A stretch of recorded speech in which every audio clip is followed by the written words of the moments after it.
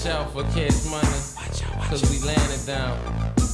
Money making is my thing, cause I'm trying to be rich, trying to put away meals. That's why I'm in the studio dropping hits, dropping rap after rap like you sell key after key. Backed up by the best fresh, dropping beat after beat. My clique is the hot boys, best believe we so high and dangerous. If we in beef with the whole block, no fading us at all, player, cause we roll too deep. With AKs off safety, knocking busters off their feet. I go by the name of BG. I ride on chrome in the 98 Lex CS3. I'll bust it down for baby on this B3. Because I know one thing, he'll do the same for me. We family, cash money is a homie, better yet a navy. So if you ever play hear me, look here, it ain't gravy. Don't try to knock me, player, cause I'll leave your head stale. Light you up real good, you will never get well. Cash money is a homie, better yet a navy. So if you ever play hear me, for you it ain't gravy. Cash money is a homie, better yet a navy. So if you ever play hear me, for you it ain't gravy. I got a path that you don't wanna. Thank you for listening to my daddy's podcast. Please subscribe to our channel. Hey, don't let these tears fool you. It's all dog around this mug. I'm good.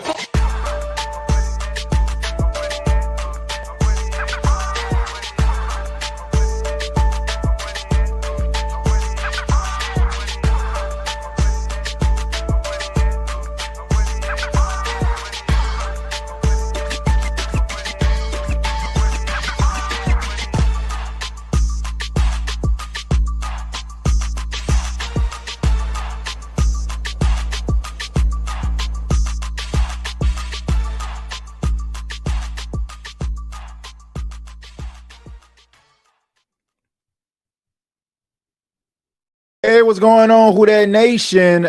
It is yours truly, Timothy J. Jones. And yes, I am the host of the State of the Saints podcast.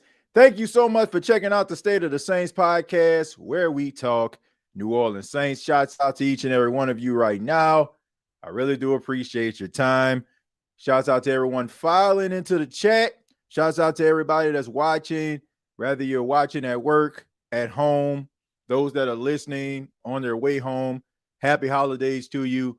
Glad that you're allowing the State of the Saints podcast to be a part of your viewing and listening pleasure. On this edition, we're going to be talking a little bit about some of the injuries that have taken place throughout this week and how it can affect the Saints, who are already a huge underdog going into the Monday Night Football game versus the Green Bay Packers. Now, I do want to start the conversation off with a little bit of the press conference that took place on Thursday with interim coach Darren Rizzi. Darren Rizzi, interim coach of the New Orleans Saints, has done a formidable job. I want to say his record right now is like 3-2 as the interim coach. The Saints have been extremely competitive despite dropping some games versus some playoff caliber teams. But things are going to get a little bit rough for the New Orleans Saints. We've heard about Derek Carr not playing, dealing with that hand injury as well as a concussion. And, there were some reports coming out saying that Derek Carr is unlikely to play anymore this season. But Darren Rizzi spoke to the media and he kind of, debunked some of these things. This is what he said in regards to Derek Carr and his status. All right, I'm going to go ahead and pull this up right now so everybody can hear it.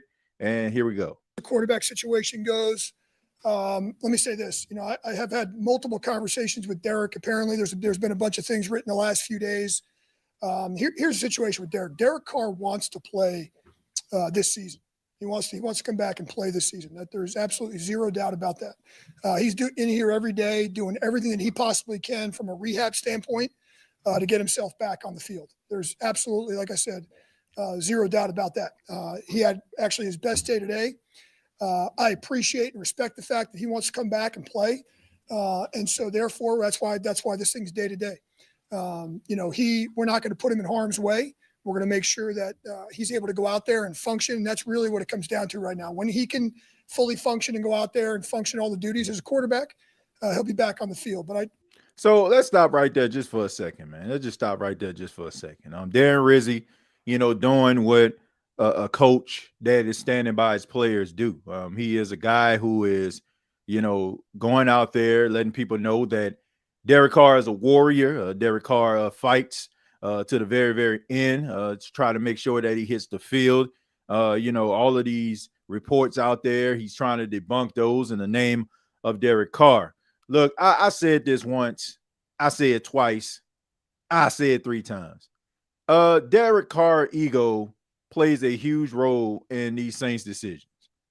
I'm going to say that again. His ego plays a huge role in these Saints decisions. I don't care what anybody says. The reason why the Saints are in this situation they're in right now, as I take Darren Rizzi off the screen, the reason why they're in this situation right now is because of Derek Carr's ego. The Saints structured a quarterback room that is Derek Carr friendly. People like to think about Spencer Rattler and Spencer Rattler coming to this team, but even before that, Spencer Rattler kind of fell to the Saints. No, they didn't really expect for him to be there or for them to pick him. So he kind of fell into their lap in the 5th round. I mean, this is Spencer Rattler here with all the upside and talent. So why not? I mean, it's a 5th round pick, no harm, no foul here. They were ready to roll into the season with Jake Haener as the backup quarterback and Nathan Peterman. I don't know if y'all remember that or not. Nathan Peterman, the one that everybody seems to laugh at every time they talk about the quarterback position. And Jake Haener, which the quarterback we seen against the Washington Commanders looked absolutely slow out there. Those were the 2 guys that were going to back up Derek Carr. You're not going to tell me that the Saints, I don't care what their financial situation is, you're not going to tell me that the Saints couldn't have went out there and found somebody that was a credible backup. You know the reason why they didn't go out here and find a credible backup? Because they did not want a Jameis Winston type situation. Say what you want to say about Jameis Winston. You can talk about him throwing interceptions. You can talk about him not being a guy. You can talk about him not being a starter in the National Football League. But what you can't deny is that Jameis Winston has talent. He has the ability to be able to captivate fans all across the league. You got teams that Jameis Winston has never played on, and they like him as a person. He is a fan favorite. And because he's a fan favorite, it's going to make the starting quarterback look like he is sloppy seconds. And the Saints didn't want that type of situation to happen again. So the reason they put themselves in this situation all because of Derek Carr. Derek Carr shall not shalln't play the rest of this season. My question is, Who Dat Nation, why? Why is Derek Carr playing this season? Because he's tough? Because he has grit? No. Derek Carr wants to play out this season because he doesn't want a quarterback like Spencer Rattler to get it. He doesn't want to be Wally Pipped. He doesn't want to be that guy that ends up losing his job. He don't want to be Romo when it comes to the Dak Prescott. Y'all remember Dak Prescott? What was Dak Prescott, like a 3rd or 4th round pick? He comes in the preseason when Tony Romo is dealing with a back injury, and he plays so well that he makes Tony Romo expendable. Tony Romo sitting on the bench for the rest of the season as Dak Prescott becomes the offensive rookie of the year. He does not want that. What he saw from Spencer Rattler, despite what people want to talk about numbers and analytics, and let's talk about that for a second. People want to bring up Spencer Rattler and his performances earlier in the season. They want to talk about the 3 games in which Spencer Rattler played in. But let's go ahead and break down the games that Spencer Rattler played. He played against the Denver Broncos. He played against the Tampa Bay Buccaneers, and he played against the Chargers. If you look at those teams and where they ranked defensively, this guy went into a game with 3 backup offensive linemen, and he had to go out there with some backup wide receivers, guys coming fresh off the practice squad, going against some of the best defenses in football. But nobody seems to want to talk about that. They're evaluating him like he had the offensive line that he had against the Commanders and a cast of characters that he had in that game in the second half. And that is not fair. What I am judging on when I'm looking at young, inexperienced quarterbacks is, are you getting better from the last time I seen you? You put Spencer Rattler in a better circumstance, and you did, and he performed better. It's just that plain and simple. And I expect for him to play a little bit better. Now, do I expect for him to go to Lambeau Field and knock off the Green Bay Packers? No, sir. Like, seriously, if Derek Carr was playing in that game, I feel like the Saints would get beat to sleep. I'm just being honest. I don't look, as of right now, the Saints are a 13.5-point underdog against the Green Bay Packers. I don't feel like the Green Bay Packers are going to beat the Saints by more than 13.5 points. I just don't. I feel like the Saints are probably going to be competitive and be tough as they possibly can, because they have a tendency of, when their back is against the wall, they rise to the occasion, for the exception of when Dennis Allen was the head coach. But I expect for them to play better. But all I'm saying is Derek Carr seen that game in the second half, and he's seen the fact that this guy, is pretty good. And the worst thing that he can see or could happen to him is this guy puts it together. Then you really got yourself a Wally Pipp situation. You really got yourself a Tony Romo, Dak Prescott type situation. Derek Carr has no reason to come back in 2024. The Saints aren't making the playoffs. They aren't winning the division. I don't care what the numbers say. I don't care if they are still mathematically in it. I do not care. The Saints aren't going to make the postseason. The way that Tampa is playing right now, and Atlanta, all they got to do is maybe win one or two more games. And if you look at their schedule, they should. The Saints aren't going to the postseason. So you might as well go out there and see what your young players have.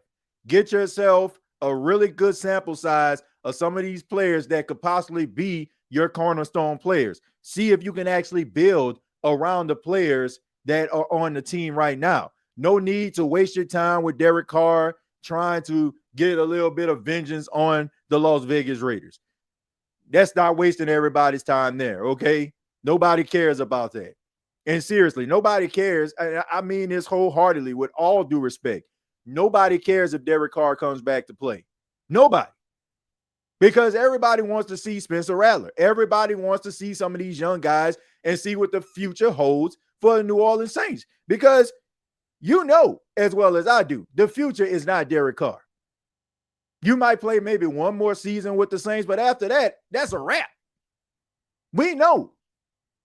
The dude leaves a lot to be desired, and what the Saints need at quarterback right now, he can't offer. The Saints need somebody that's going to be able to elevate everybody's game around him, including win some games, because he is the quarterback, and Derek Carr is not that guy. Somebody please tell me, when was the game, what game have you seen that Derek Carr put the Saints on his back? I'm still looking. I'm still waiting for that game. So all I'm saying is go out here, see what you have in a guy like Spencer Rattler. If he falls flat on his face, no harm, no foul. The worst thing that can happen is what? You improve your draft stock? You go from 10 to maybe 6 or 7? I ain't got no problem with that, especially if you ain't making a postseason no way.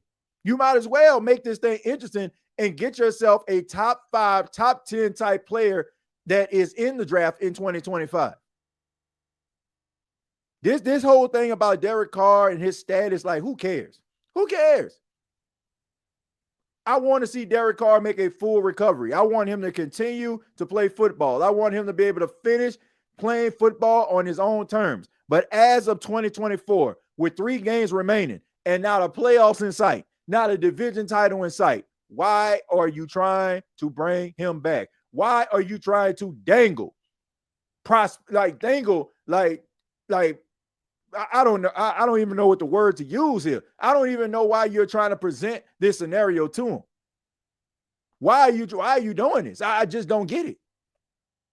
What is the point? Why are you trying to instill hope in this dude?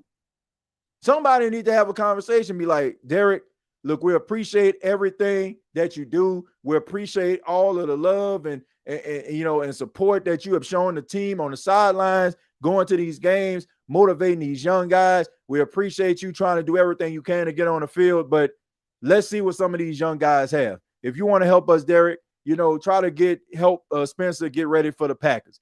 That's what you need to do. That's what you need to do. If you're not going to do that, then it's a waste of time. I'm telling you, man, like, y'all may be excited. I'm talking about, maybe Rizzy and them, but nobody cares. Like, we want to see what this team can be. I hate the fact that Alvin Kamara is dealing with a groin injury. I would love to see Alvin Kamara for the first time in his career, eclipse 1,000 yards in a season. He was close, but it doesn't look like that's going to happen. But if that can happen, at least we can see some guys like Kendra, maybe get Jamal Williams involved. Maybe get, some of these other young guys, Jordan Mims or something like that, get them some snaps. Let's see what these young bulls are capable of. Let's see them in action.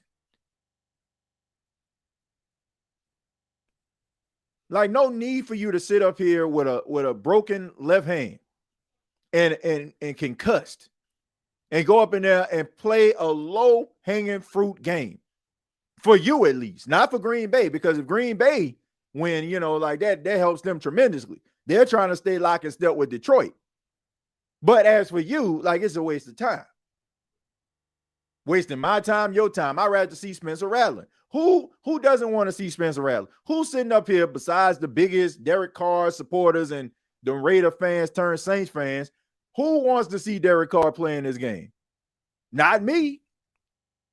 Like, show of hands. Show of hands. Just put a hand in the chat for those that want to see Spencer Rattler.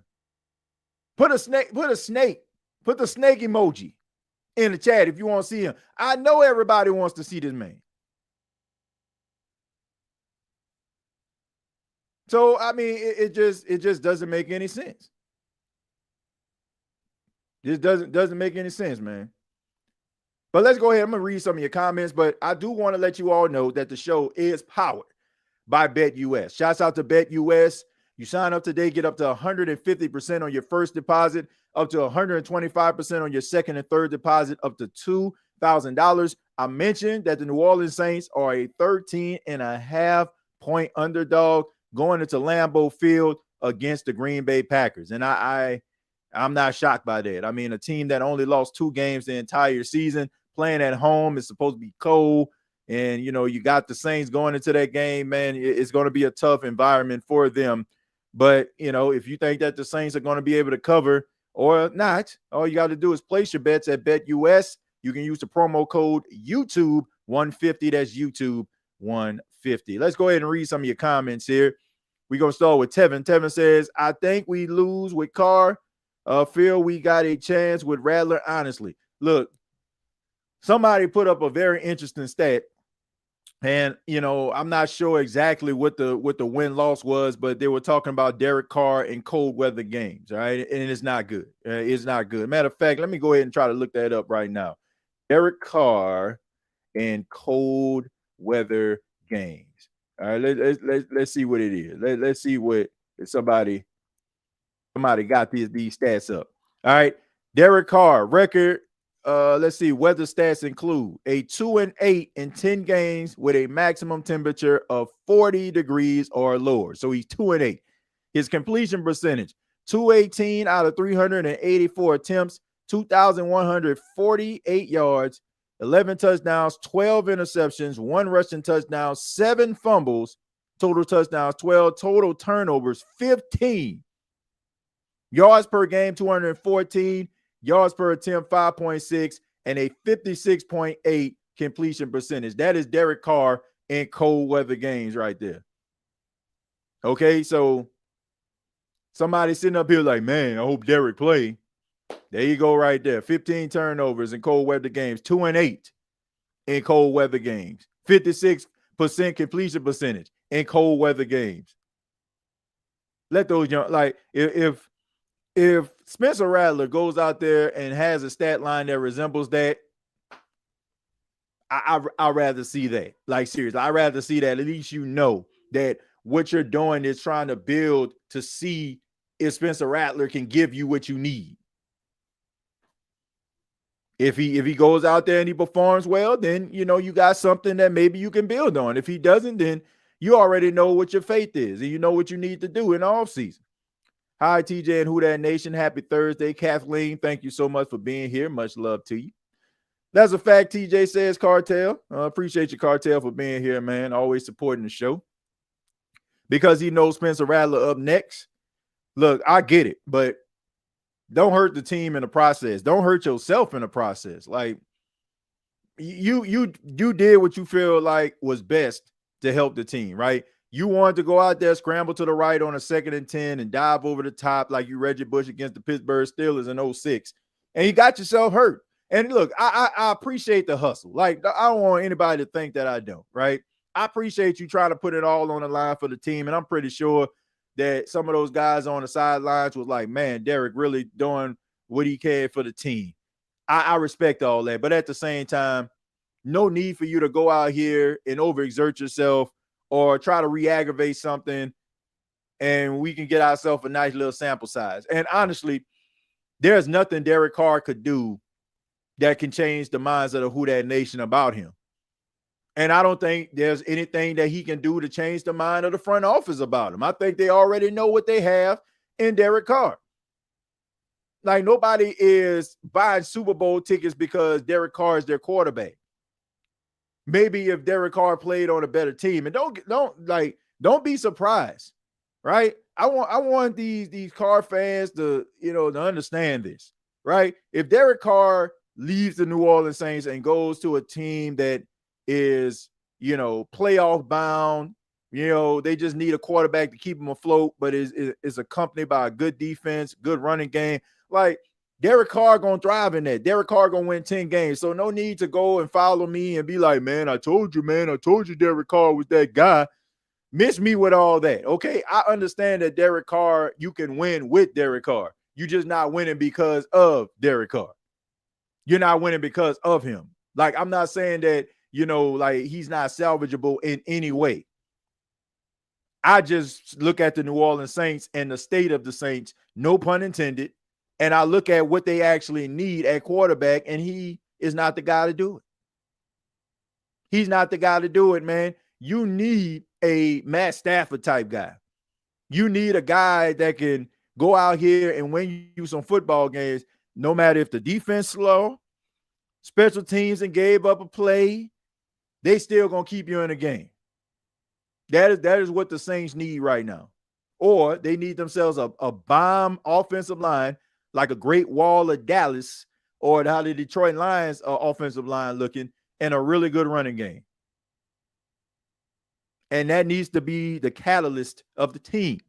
If not, then, you're wasting everybody's time. So no need to hit me up with if Derek Carr goes to the 49ers or something like that, or goes to a team that's, already built for success, and all they need is a quarterback to kind of keep them afloat, and then all of a sudden he does something, and you're like, man, see, I told you, and y'all was ready to get rid of him. Yes, we were. And good luck to him. Good luck to him. That is not what the Saints need right now. The Saints need something a little bit more than that. Call me crazy, but I definitely got us winning Monday night with Spencer Rattler starting. Cartel, look, I appreciate that. And, you're entitled to your opinion. I'm not going to change that, but it's going to be tough. All right, I don't know if you've seen Green Bay play, but that's a good football team over there. They have a really good coach, really good quarterback. Like, Jordan Love is starting to, get back. He dealt with that MCL injury early in the season, and he was kind of up and down, but it seemed like that's starting to heal. And them boys rolling right now. I mean, they got really good wide receivers. They got a really good running back in Josh Jacobs. They got a really good tight end in Tucker Kraft. Got really good defense. They can rush the passer. They can stop you in the secondary.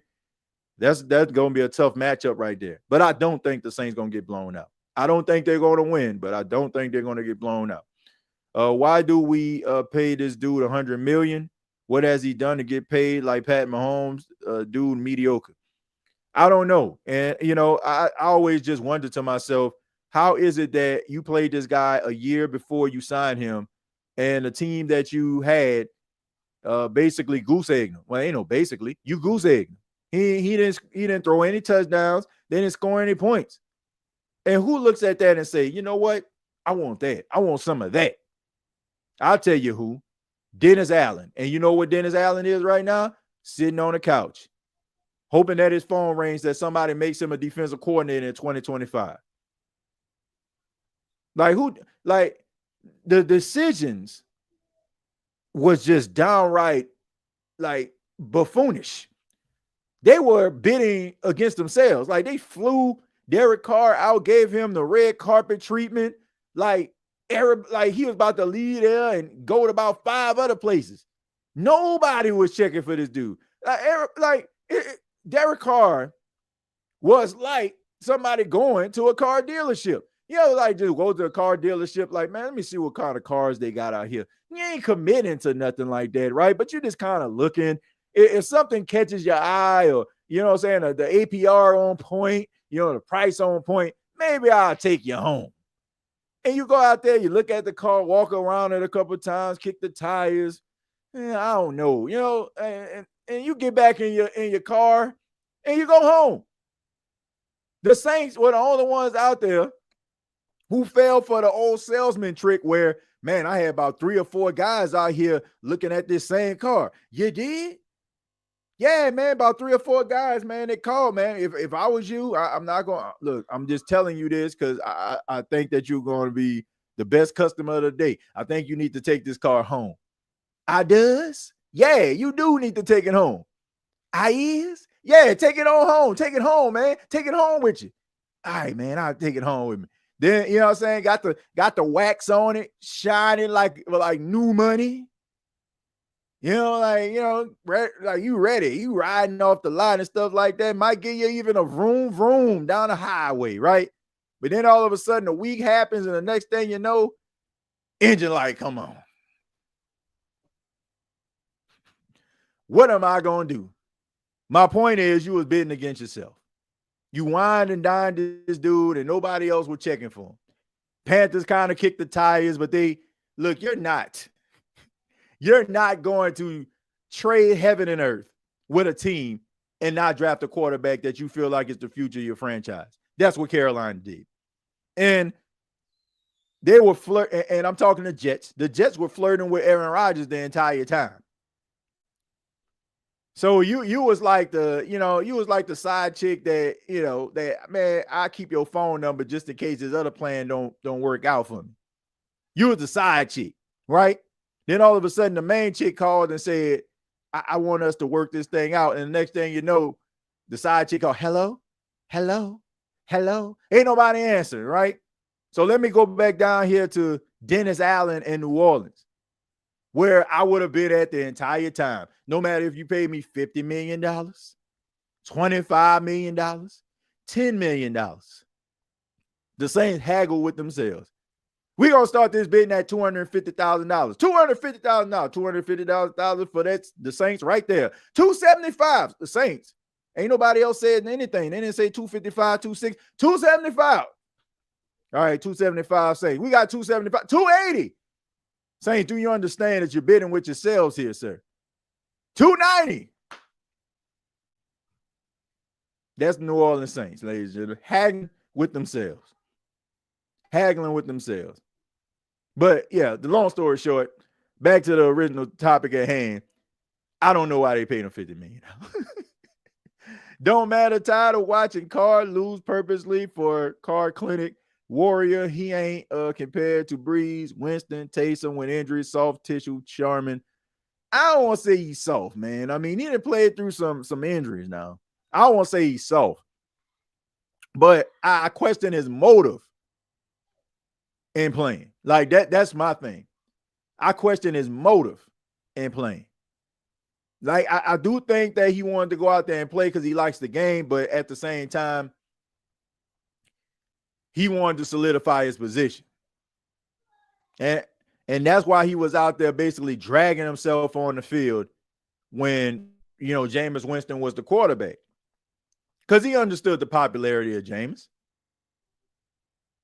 And his biggest fear is Spencer getting it right.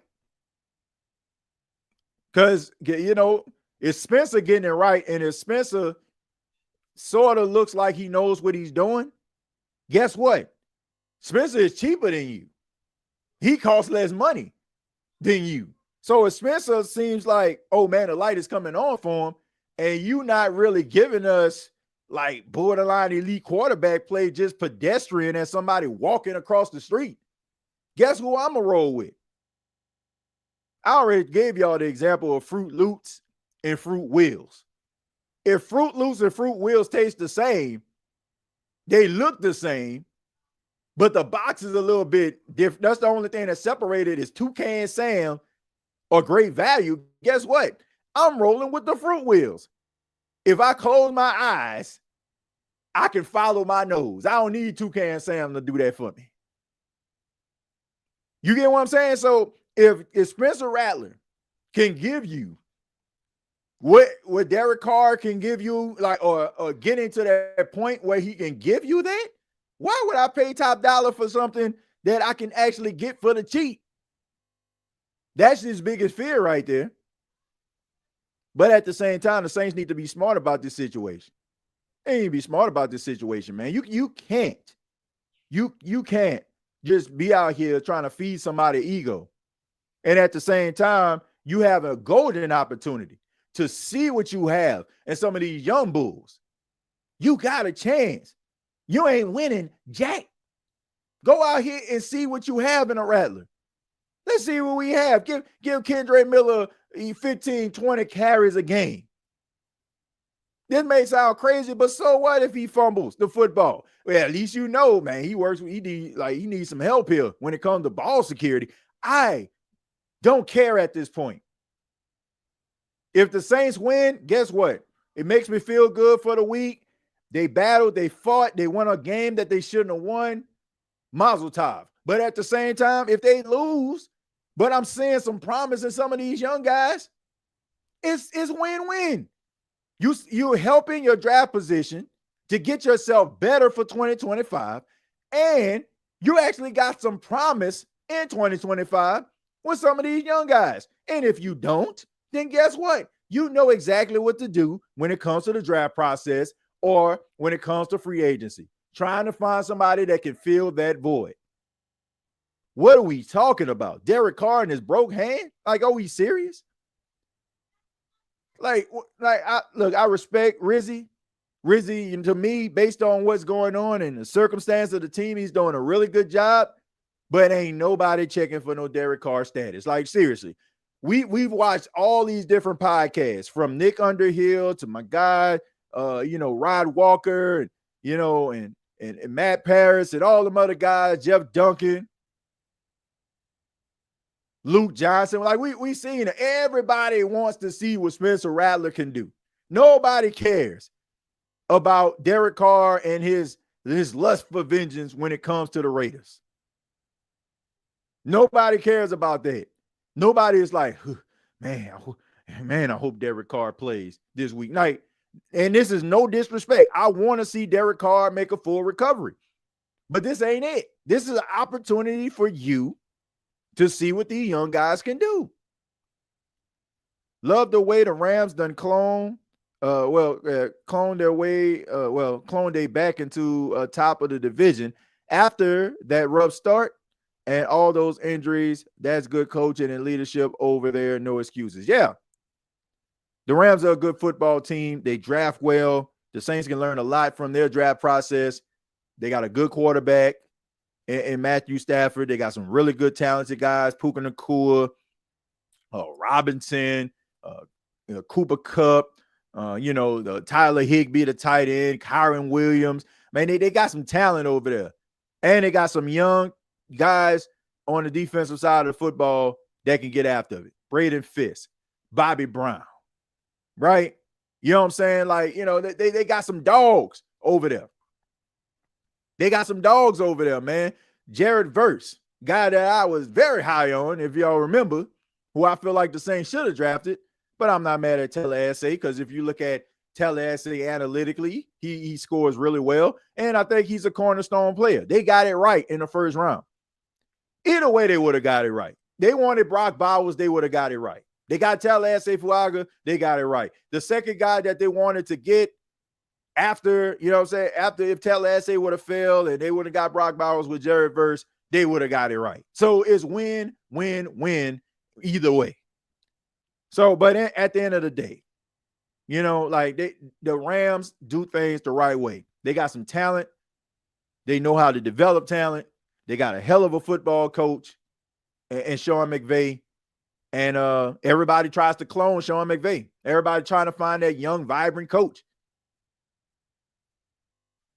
You know, that's the reason why Joe Brady is at the top of the list right now when it comes to the future of the New Orleans Saints. People are feeling like he is going to be the next guy. 37, 38-year-old coach. You know, that's the wave right now because Sean McVay showed that it works. But anyway, you know, TJ, how would you handle the draft this year? Also, what is our goal here? Tank for better draft position or fight and still try to win? Look, fight, still try to win. I say that because more so than not, and this is what people don't understand. More so than not, the Saints aren't good enough to beat top tier teams. Nobody says that the Saints are one of the worst teams in the league. They're not. When they go up against teams that are like bottom feeders, they beat them because they're not bottom feeders. They still play hard and they can beat bottom feeders. They're just not good enough to beat the elite consistently. Like they probably can, you know, I don't know, fall on a slip on a banana peel into a win or something like that against a team they ain't got no business beating. But for the most part, they can beat bottom tier teams because they're like a step above the bottom tier. So if you're asking King Arthur, what's the goal here? The goal is to see what you actually have for 2025. That's the goal. And go out there, try as hard as you can to win. Because when they try hard, they're competitive, but they still have issues that have plagued this football team, which causes them not to be able to win those tight-knit games. Let's take a look at Washington, for example, King Arthur. It was a tough game, right? 17-0. It was 17-0 at one point. They almost won that game, right? They went for two, unsuccessful. Who was crying over that game? Everybody walked away from that game like, man, we almost got him. God dog it. Nobody cared. Like, nobody like, man, we should have won that game. Like, yeah, you probably say you should have won that game, but are you losing sleep? Like how it was like when you lost to the Rams in the NFC Championship game, or, you know, you lost to the Green Bay Packers when Taysom Hill fumbled in week 4 a couple of years back. Like, you're not hurting like that. Like, man, that's going to cost us down the line. Who tripping about them losing to the Commanders? You saw what you needed to see in Spencer Rattler. He was able to help facilitate a little bit of a comeback.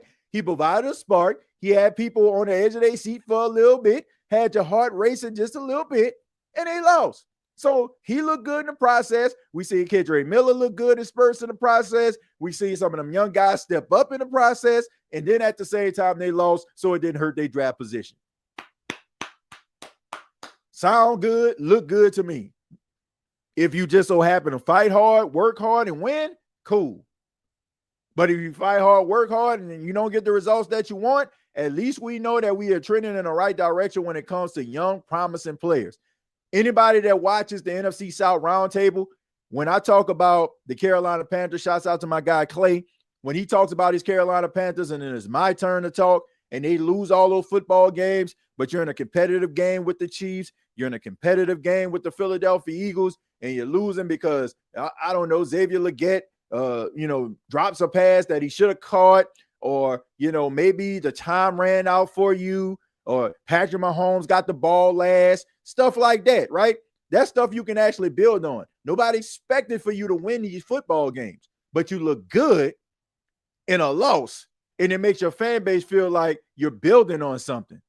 I don't care about wins and losses right now. I care about what these young guys can show me and what the future of this franchise looks like. That's what we feel. That's me personally. I can't speak for everybody, King Arthur, but me personally, that's what I'm looking for. Fight, better play from week to week from young guys, and things that they can actually build on from some of these veterans that are on the bubble. That is what I'm looking for. If you can give me that, I'm good. Michael Morgan, thank you very much for the $4.99. Says happy holidays, bro. Happy holidays to you too, Mike. Appreciate you, man. Appreciate you for being here. Shouts out to you. All right. Let's see. Says TJ, the offense is in desperate need of playmakers. Should we draft offense in the first round? The TV's not loud enough. The TV not loud enough. Let me see. Let me see. See if I can turn it up from here. Is it on? Yeah. I don't even hear the TV. The TV ran out of battery. It ran out of batteries. Yeah, maybe. Hey, hold on a second, ladies and gentlemen. Let me fix this TV for my son.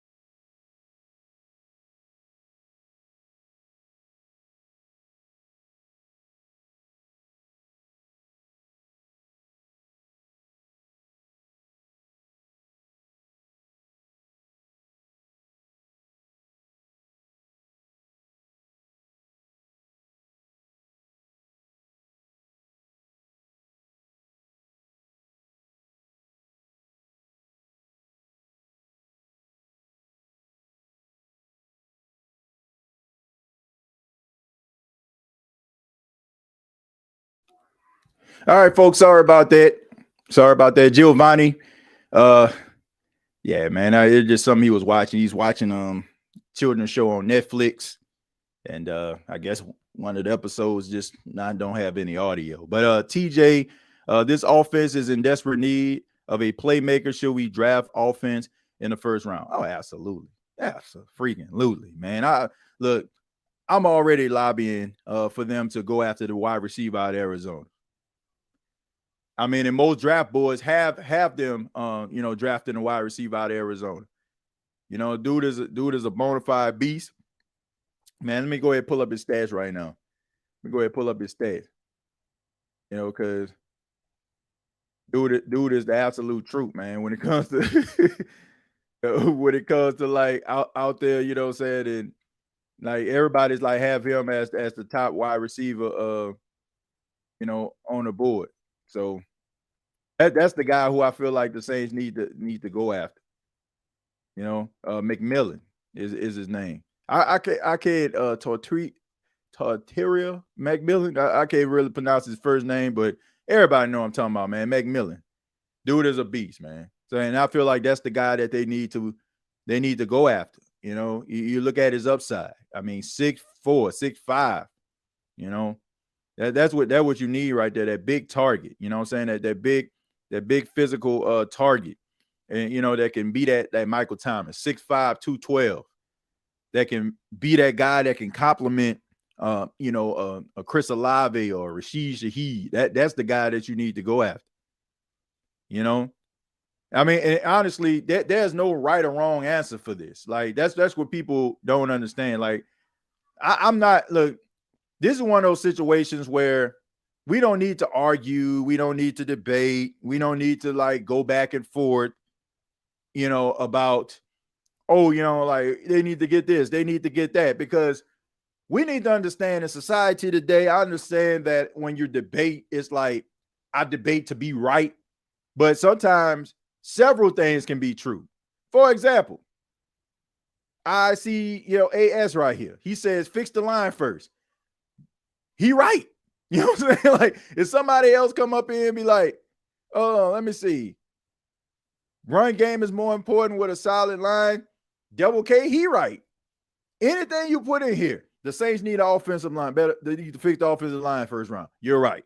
They need wide receiver help. You're right. They need a cornerback. You're right.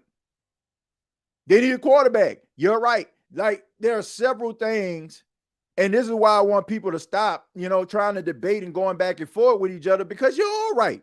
You are all right. It's best for you to kind of be like, yeah, that's true, but I feel like we need this too. You're right. No need to go back and forth and, be up in here losing friends and crashing out. Like, you're absolutely right. There are so many positions of need on this team that unless they about to kick, unless they draft a punter in the first round, I'm not mad at any decision that they go with. As long as it's somebody that, like, don't be trying to find that offensive lineman at Portland State that you would have gotten the 5th or the 6th round, having them in the top 10. Now, with that, I would be upset. I would be wondering to myself, what in the blue hell are you thinking? That's what I was saying. Now, I apologize for the language, but at the same time, like, that's what I would be thinking. Other than that, if Will Campbell is there, guess what? Get him. If Will Johnson is there, get him. If Mason Graham is there, get him. If McMillan is there, get him. I don't like, because all of those guys, I feel, will change your misfortunes and make your position group better because you drafted them. Scroll down a little bit. Thank y'all for being here. Shouts out to everybody in the chat right now. We got 217 people watching this live. I ask that you hit the like button. Brady would play well, even behind the current line, considering it's Brady, but we wouldn't win the Super Bowl with that line. You definitely will win some games with, we talking about the Tom Brady. Yeah, absolutely. We definitely will win some football games because you can win because of Tom Brady. We should just call the National Guard already. The line is horrible. They better than they were like a few weeks ago. I like Tallahassee Fuaga. I feel like he's a cornerstone player. I like Eric McCoy. I feel like he's a cornerstone player. Cesar Ruiz, Trevor Penny, y'all just trying to make them work. I already told you. Why? Well, not why, but while Cesar Ruiz has some appeal to him, I'd trade him. I would trade Cesar Ruiz. I really would. I would trade him because we look at Cesar Ruiz like, oh, man, Cesar Ruiz. But everybody else look at him like, man, he one of the best guards in the league. So with that, you probably can get yourself a 3rd round pick for Cesar. As crazy as that sounds, you can get a 3rd round pick for Cesar Ruiz if you play your cards right. And I'm just saying, like, we talking about going to get an offensive line or something like that in the 2nd round. If you get yourself a skill position player, offensive lineman, offensive player, wide receiver, something like that in the 1st round, then you got yourself what? That'll be another 3rd round pick. And, if you're getting something in the 3rd round, that's salvageable. I mean, Alvin Kamara was a 3rd round pick. You know what I'm saying? So, like, you can find something in the 3rd round. I'm just not, like, I'm not in love with Cesar Ruiz like that.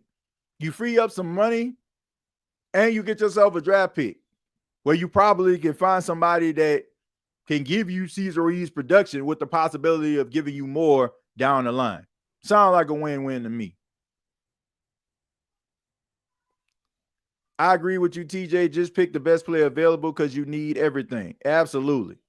I'm not mad at any decision that they make, as crazy as that sounds, unless you're about to try to feel like you get the next Ray Guy or something like that. And for those that don't know, Ray Guy was one of the, if not the greatest punter of all time. I feel like if he had, if the talent is available, then we should trade down and get more picks. We have way too many holes. I'm not upset with that, but also look at the fact that if you're picking in the top 10, Jack, let's pick in the top 10.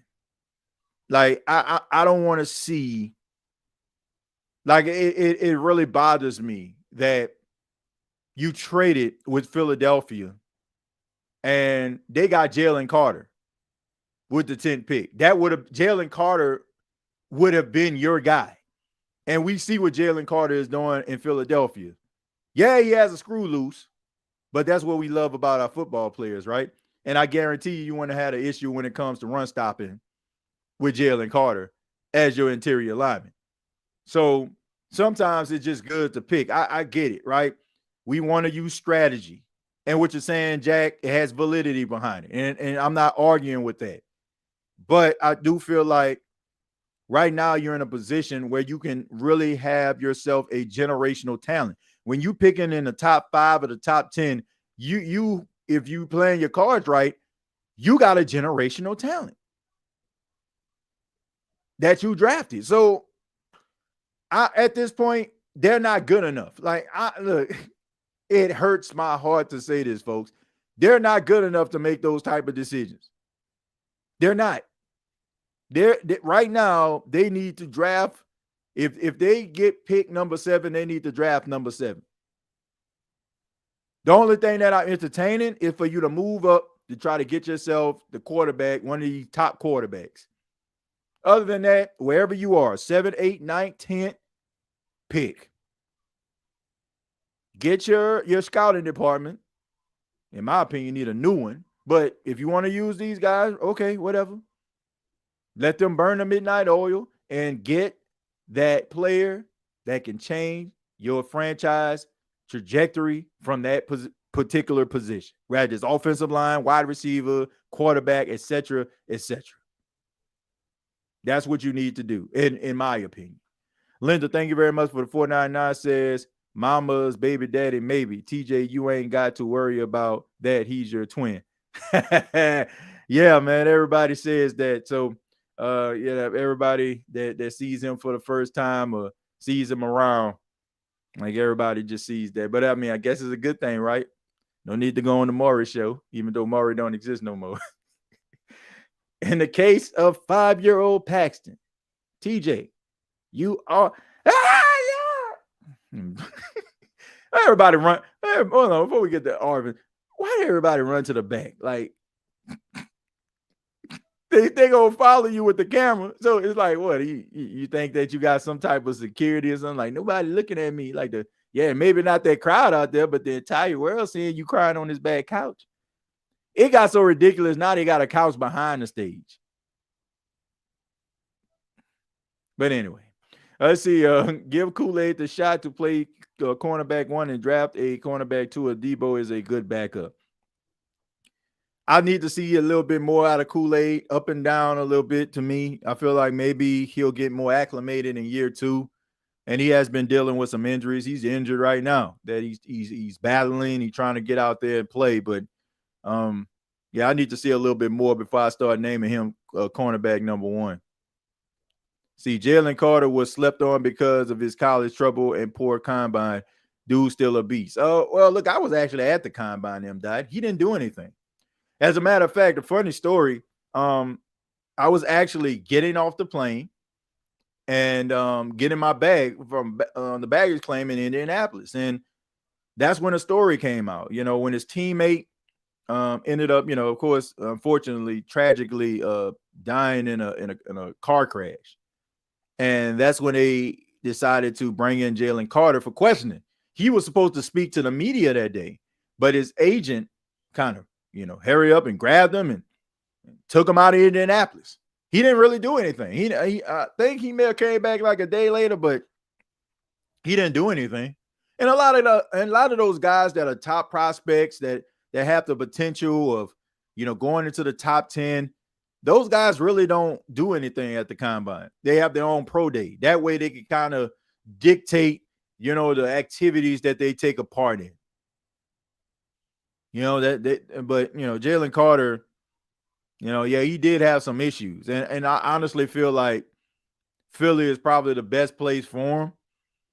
I think he probably would have been a problem if he was in New Orleans under Dennis Allen. I do. I think he would have been a problem. I think he would have been a problem. And the first time that Dennis Allen tried to Kendre Miller that man, I don't think he gonna like it. You probably gonna see Jalen Carter on the sidelines going at it like Brandon Browner was with Dennis Allen. That's what you probably would have seen. Wasn't gonna be like no smacking of the lips or acting like it didn't exist. Like you was gonna smell home and cologne. I can tell you that right now. Jalen Carter is a different type of beast, man. He's a different type of beast. But yeah, I don't think anybody slept on. Like he had the talent. Maybe they thought like he was gonna be a problem, but he in the right situation. I don't believe in the scouting department to make the right pick. We haven't hit on the draft since 2017. I agree. I'm over Jeff Ireland and his crew. Too much buddy stuff going on. Too much friendly stuff going on. And that's the reason why dudes got jobs. That's the reason why dudes got jobs, folks. That's just a straight up truth. Like Jeff Ireland has not done enough for him to maintain a job. And don't show me a couple little draft picks that he got right along the way, because he done got wrong way more than he done got right. But that's how the Saints operate. Unfortunately, at times they're too buddy.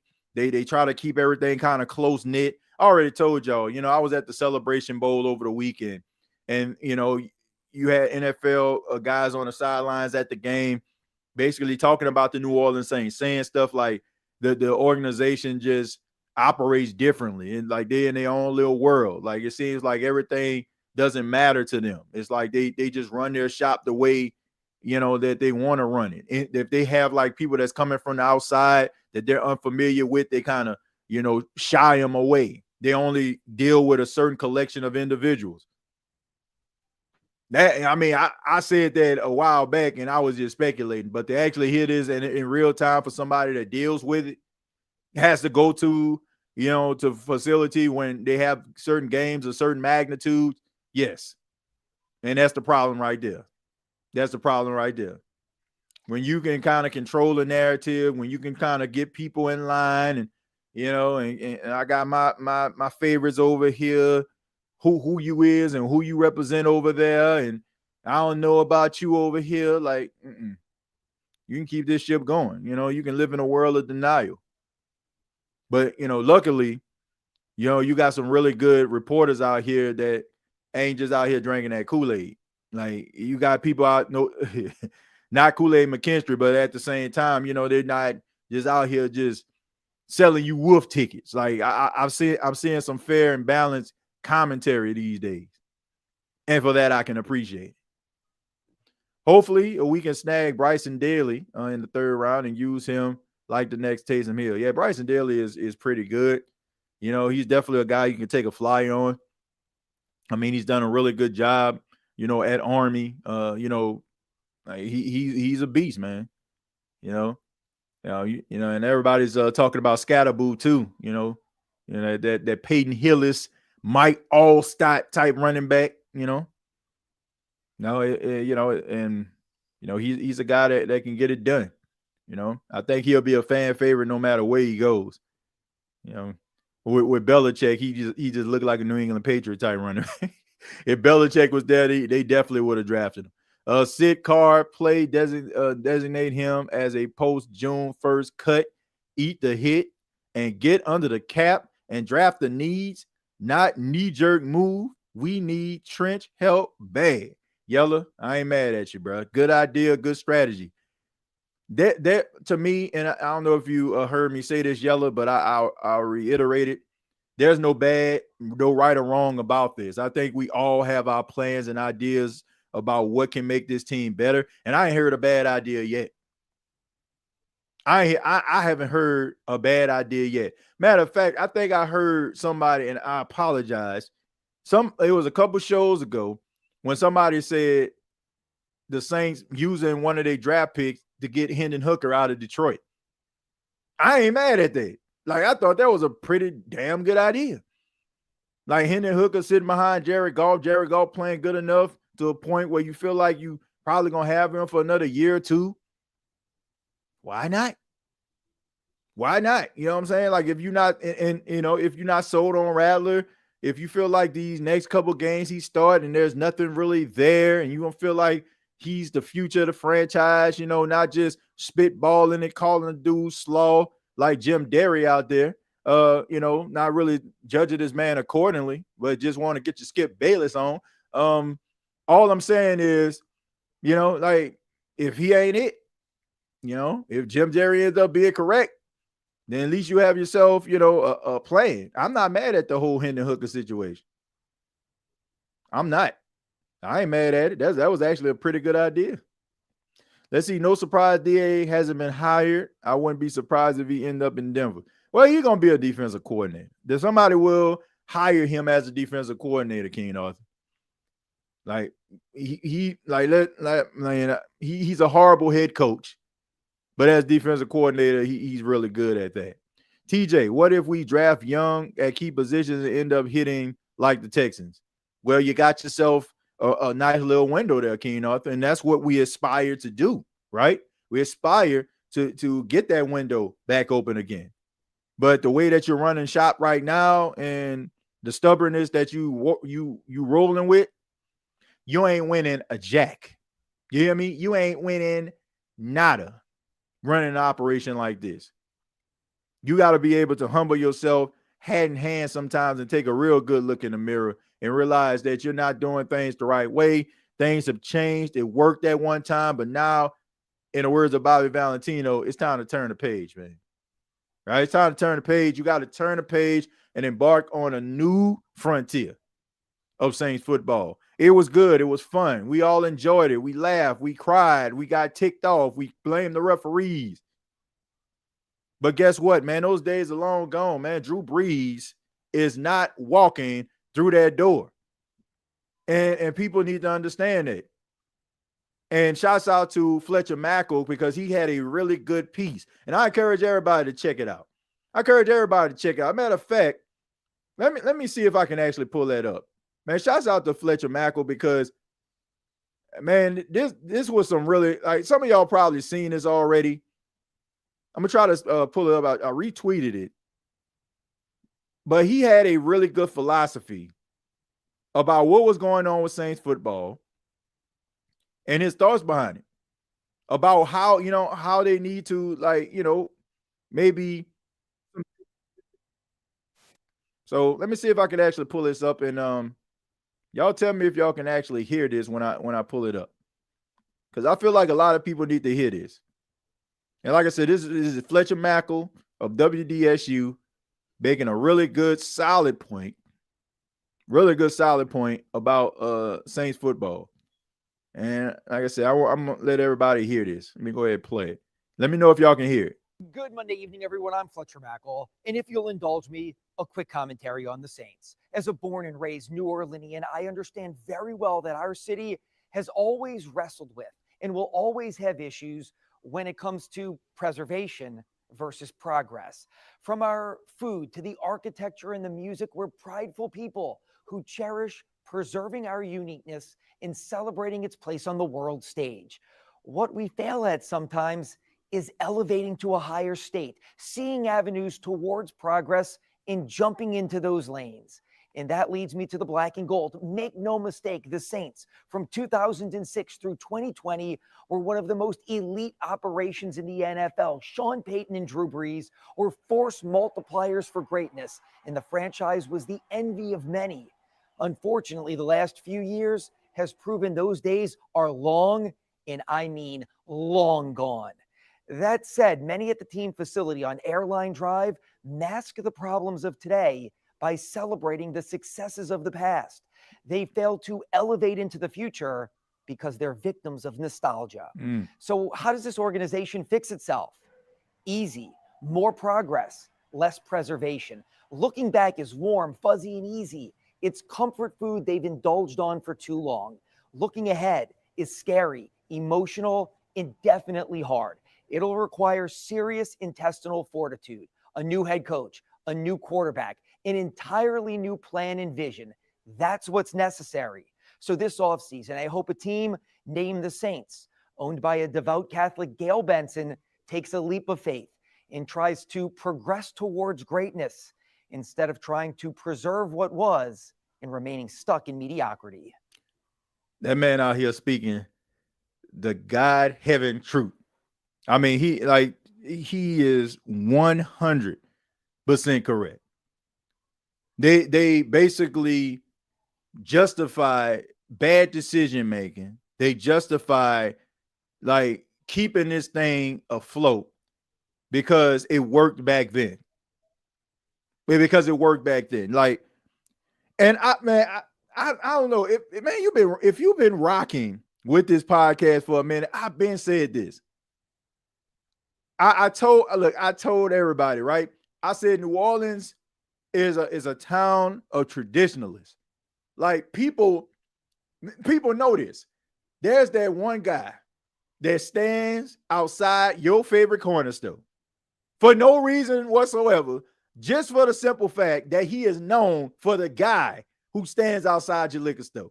No, like your corner store, your liquor store. He just out there. He just been out there. People just know him from being out there. If he ain't out there, people looking for him. It just like that's just how New Orleans roll. That's just how it roll. Like, and we keen on tradition. If somebody smells funny, and looks like an outsider, we don't want to rock with them. We don't want to rock with them, man. And it's hard for us to conform and change. That's the reason why when I have podcasts like this and I criticize the New Orleans Saints, you got people out here that think that I'm not a Saints fan. Because it is you support the team or you don't. You don't support the team if you have an actual gripe about them, right? Suffer in silence. And that's the problem right there. Like this team won a championship in 2009. They're a franchise known for being losers. They actually won something. They were actually relevant for a good little minute. Now they feel like they have that same level of relevance. Like you the Cowboys or something. Like you're not the Cowboys. Like the Cowboys can get away with this mediocrity and stupidity because you got ESPN and Fox Sports 1 and all these major sports outlets that are ready to lick the boots of the Dallas Cowboys because they generate ratings. And I'm not talking about any reporters or anything in particular. I'm talking about the guys that understand the analytics. They understand, if I talk about the Cowboys, man, that's going to bring in a sponsorship. That's going to bring in a fan base. So they can keep on talking about them sorry, pathetic excuse of a football team named the Dallas Cowboys. They can keep on putting these boys on television in prime time, even though they ain't going to the playoffs. But you ain't like that. You have a reputation of being losers. So you got to win a good little minute. I'm talking a hot minute for people to just sit back there and just kind of be like, you just kind of going through the motions. People are happy. They don't have to talk about the Saints. And based on nostalgic purposes, they're excited that the Saints suck because historically, that's what they were known for. The Saints were the butt of the NFL. They were the butt of everybody's jokes. People used to make fun of them. When they used to have football follies, the Saints used to headline. You go to NFL follies and guarantee you're going to see a Saints player on the front of that VHS copy. Why? Because they were a laughing stock. And the fact that they're a laughing stock again, it feels like the world is back the way that it's supposed to be in its natural order when it comes to football, because we know the NFL is about nostalgia. That's the reason why Steelers and Cowboys always is a 3:00, 4:15 kickoff. Because they're historical franchises, folks. The Saints need to get out of their own way, like I've been saying.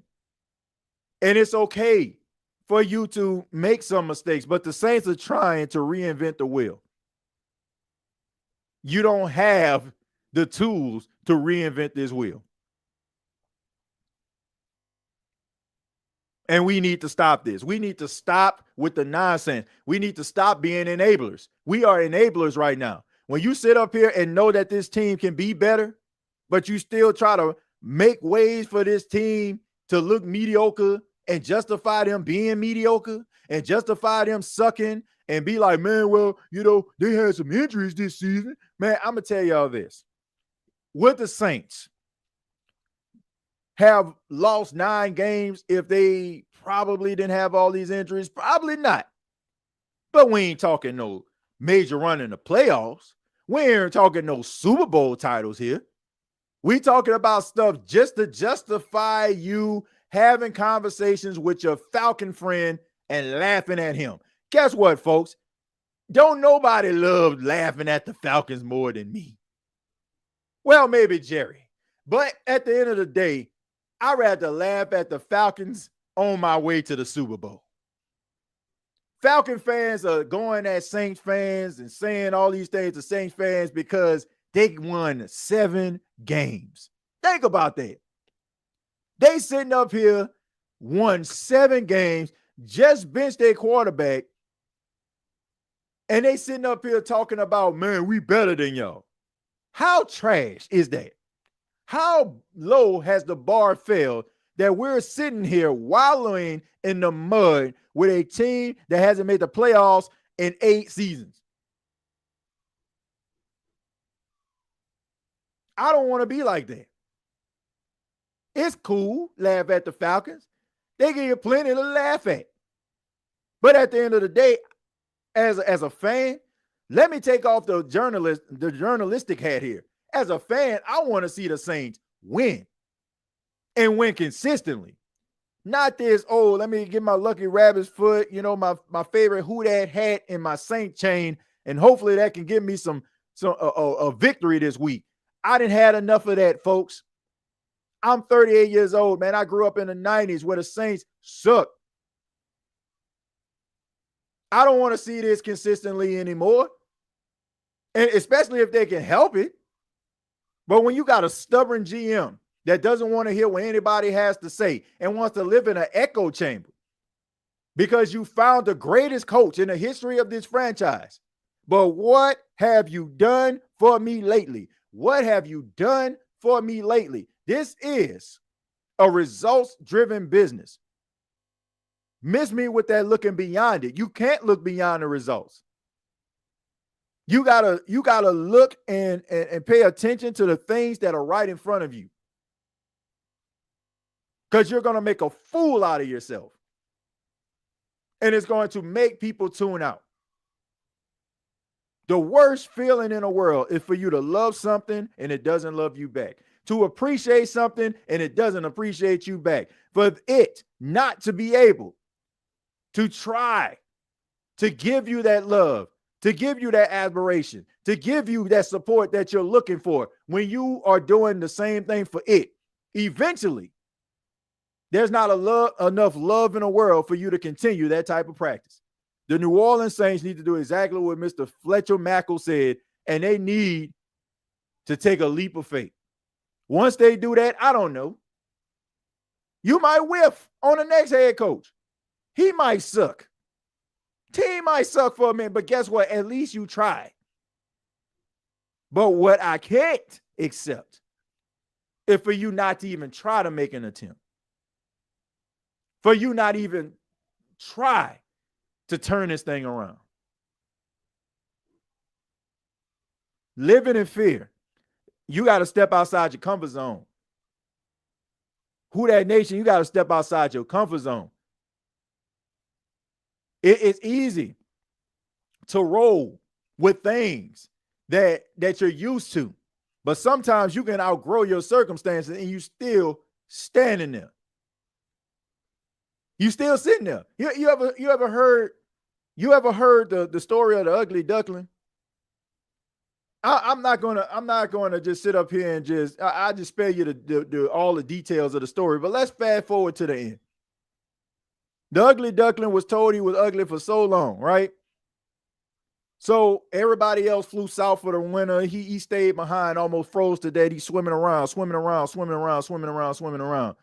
Then all of a sudden, like, he sees a whole bunch of geese in a pond. And he's like, oh, I hope they let me swim with them. He walked up in there and they like, oh my goodness. He's like, can I swim with you? Of course. Like, you're the most beautiful swine I ever seen. He never looked at his reflection, ladies and gentlemen. He never realized that he wasn't the duck that he once was. He's now a swan. He elevated himself. He looks different. All I'm saying is you got to evolve, ladies and gentlemen. You can't just look around your surroundings. You got to understand where you are right now. Where you are right now, you're not that ugly duckling, right? I mean, you're not that beautiful swine. You're trying to get there. You're trying to aspire to get there. But you need to look down at your reflection and see what you are, man. What you are right now is not a good football team. Like you living in a land of delusion right now. And that's the most frustrating thing about being a Saints fan. You just want this team to love you back the way you love it and not make you feel stupid or ridiculous for wanting better. How dare you aspire for the team to be better? How dare you want the playoffs? No, sir. The Will, thank you very much for the $2. Says, why people always try to reinvent me? Ignorant. I don't know, Will, but thank you very much for the $2. Too much of that going on. Loomis needed to be humbled that the team doesn't belong to him. Stop acting like you are Jerry Jones. Like I said, this is a guy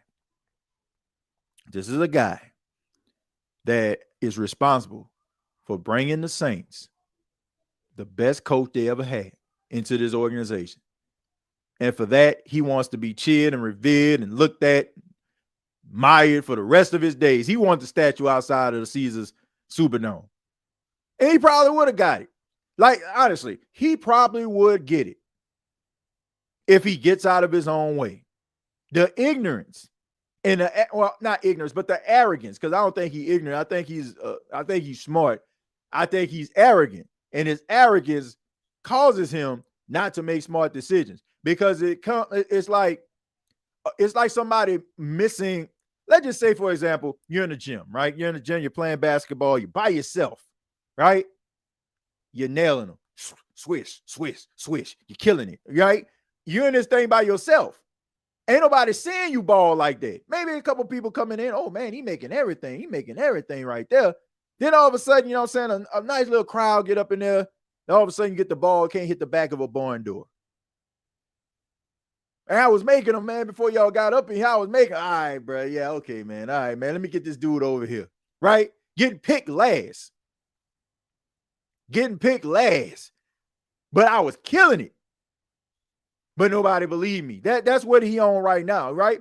So I was missing all these shots, man. I'm going to show y'all. Watch when I play. Watch when I play.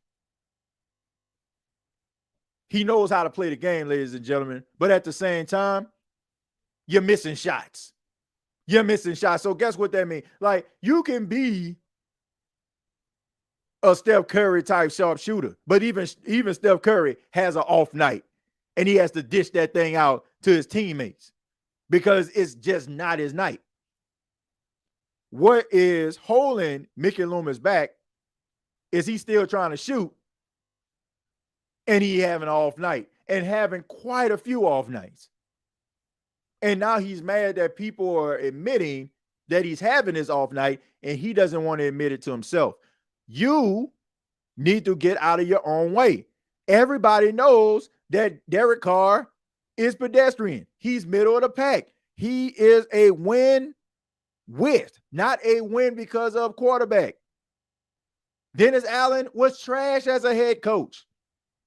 You can write as much publication as you want to, man. You can write the next I Have a Dream speech about how Dennis Allen is the next head coach. And guess what? It ain't going to be hitting on nothing. Ain't going to be hitting on nothing because everybody can see it. It's not one of those situations everybody can see Dennis Allen is a great hit. No, nobody can see that but me. Man, please. Man, please. You are so disconnected with the football team that you don't even pay attention to the fact that them dudes was quitting, not giving their all, just for the simple fact of showing the organization this dude ain't it. The owner had to go behind, back to talk to the top guys on the team to get the pulse in the feel of the team because you refused to do so. You knew dude wasn't hitting on nothing. You knew when Jameis Winston audible that play for Jamal Williams. That is the type of stuff that guys do when they don't respect their coach. But instead of you looking at that situation, what did you do? You my bad. You tripled down on the situation. And you told everybody to get on board, get with it or get lost. For a loser. For the last few games, for 7 games straight, turned this team into an absolute joke.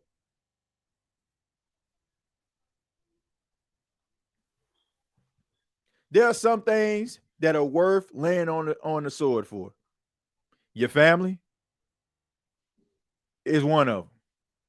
Definitely top at the list. Top of the list. But at the end of the day, for Dennis Allen, nah. No, sir.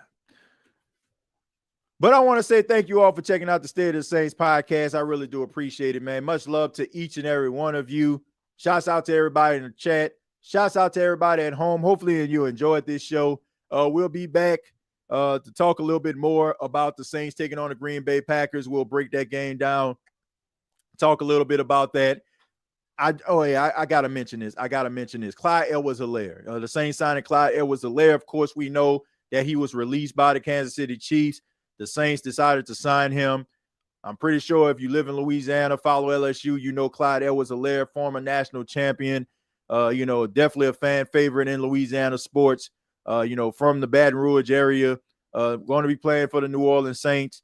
Some people are kind of on the fence about this signing, but, I like Clyde Edwards-Helaire. I understand, like, he has some, like, personal issues that he's dealing with, him dealing with PTSD because of course, he actually saw someone get shot and killed right in front of him. People acting like that's just something that you just see every day. Yeah, get over it. Some people probably can, man, but this is one of those situations that's not a normal occurrence. Okay, it's not a normal occurrence. Like, this is not something that you see every day. So I can understand why, he feels the way he does. But what we do know is he's a really talented running back.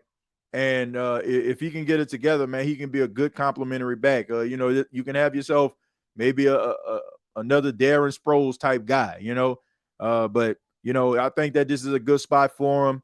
I think the New Orleans Saints signing him is a plus. And I want to see what he can do, man. Hopefully we'll be able to see that. Why are you trying to put you want to come on camera? Come on. Slide over. All right, hold on. All right, go around the other way. Go around. And he trying all his best to get on camera. He want to stick his finger across. All right, there you go. All right, you can sit on my lap to the end of the show. All right. So anyway, Clyde Edwards-Helaire, I like him. I think that he's talented. Hopefully we can actually see him in action, man. I think that can be a possibility. But thank you all for checking out the State of the Saints podcast. Me and the Pac Man appreciate it. Much love to each and every one of you. Make sure you subscribe to the channel. Hit that like button. Make sure that you support the State of the Saints podcast. You can follow me on X at TJAY Jones 8, as well as Blue Sky at TJAY Jones 8. And check out previous episodes of this podcast. Also, the NFC South Roundtable. NFC South Roundtable on YouTube every Tuesday at 7 p.m. Also, there's a pre-recording for previews of each and every week, the games that are being played. So that should be coming out in the next couple of days. Be on the lookout for that. I really do appreciate it. All right. Much love to you. And until next time, all I got to say is, you got to say it loud. Hold up! Thank you for listening to my daddy's podcast. Please subscribe to our channel. Hey, don't let these tears fool you. There's all dog around this mug. I'm good.